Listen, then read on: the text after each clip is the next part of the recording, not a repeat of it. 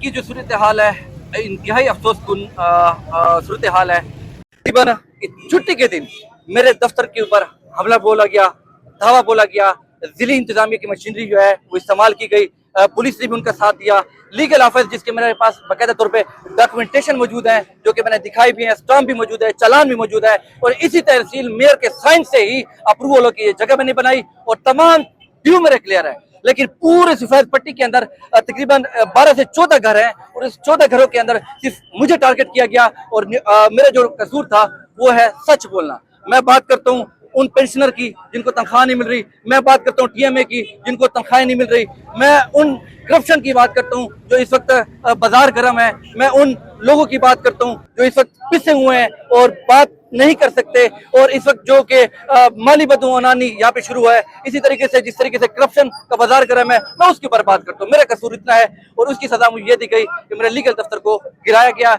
ये एक इंतहाई शेमफुल एक्ट है। उन्होंने इकदाम किया है, एक इलीगल चीज को उन्होंने सपोर्ट दिया है। कल से कोई भी आएगा इसी तरीके से कब्जे के लिए तो पुलिस भी चल दौड़े भी। हमने उनसे नोटिस का पूछा कि आपके पास कोई नोटिस है, किस तहत की तरह आज जो है ना आप यहाँ पे मौजूद है। मेरी गैर मौजूदगी में मेरे घर की बेपर्दगी की गई, मेरे घर वाली थी, मेरे बच्ची थी, वो चिल्लाते पीटते रहे कि हमारा लीगल ऑफिस है, डॉक्यूमेंट्स मौजूद हैं, आखिरकार आप क्यों इस तरीके से कर रहे हैं। इन्होंने तजावुज़ात के नाम पे 14 घरों को छोड़कर एक मेरे घर को टारगेट किया गया क्योंकि मैं सिर्फ सच बोलता हूँ और हक दिखाता हूँ और आईना दिखाता हूँ, तभी मेरे साथ इस किस्म की ज्यादती हुई है। पुलिस ने को हमने एप्लीकेशन दी है, अब तक उन्होंने कोई कार्रवाई नहीं की। हमने मुतालबा किया टीएमओ के खिलाफ, पटवारी के खिलाफ, जो रेंट बिल्डिंग इंस्पेक्टर है उनके खिलाफ एफआईआर काटी जाए, लेकिन अब तक एफआईआर नहीं हुई।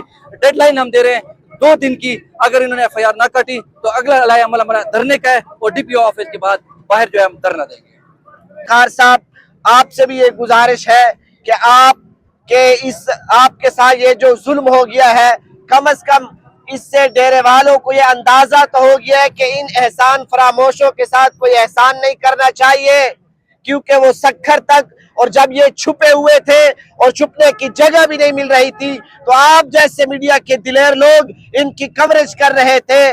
आज ये लोग जब आप खिलाफ बोल रहे हैं और सच बोल रहे हैं तो इनको ये अच्छा नहीं लग रहा। यानी जो आपके हक में बोले तो वो सहाफी है, जो आपकी खामियां कौम को बताए तो वो गलत है। ये आज का नहीं है दफ्तर, ये तो साल से यहाँ मौजूद है। आज से पहले ये तजावुज़ात में क्यों नहीं था? मैं यहाँ पर टीएमओ को भी मुतनब्बे करना चाहता हूँ कि अपनी हद में रहो, सरकारी नौकर हो, कौम के नौकर हो। टीएमओ साहब कौम के नौकर रहेगा तो अच्छा रहेगा। एक कदम भी आगे बढ़ाया डेरे वालों की तरफ अल यमीन की नौकरी करते हुए तो आपका गिरबान होगा और हमारा हाथ कल के बगैर नहीं है। पूरे शहर में चोरियां है, डकैतियां है और आप आए हो सहाफी के खिलाफ, आप आए हो मजलूम बच्चों के खिलाफ। अल यमीन खान ये पुलिस आपकी जाती नौकर है, अल यमीन खान ये डीसी आपका जाती नौकर है। आप भी हमारे टैक्स पर हो, आपकी इंतजामिया भी हमारे टैक्स पर है और ये सारी मशीनरी हमारे टैक्स पर है। और ये जो अमल हुआ ये आइन के बुनियादी इंसानी हकूक की खिलाफ वर्जी है। याद रखो, हम डेरेवाल, हम इस मुल्क के शहरी कानून को जानते हैं, आइन को जानते हैं, दस्तूर को जानते हैं। तेरी गुंडागर्दी, तेरी बदमाशी, तेरी रियासती दहशतगर्दी हम नहीं मानेंगे और हम शीशा फैलाई हुई दीवार खड़ी होंगे।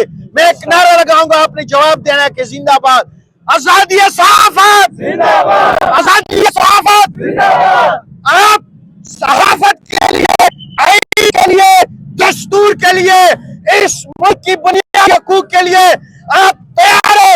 लड़ोगे, मरोगे।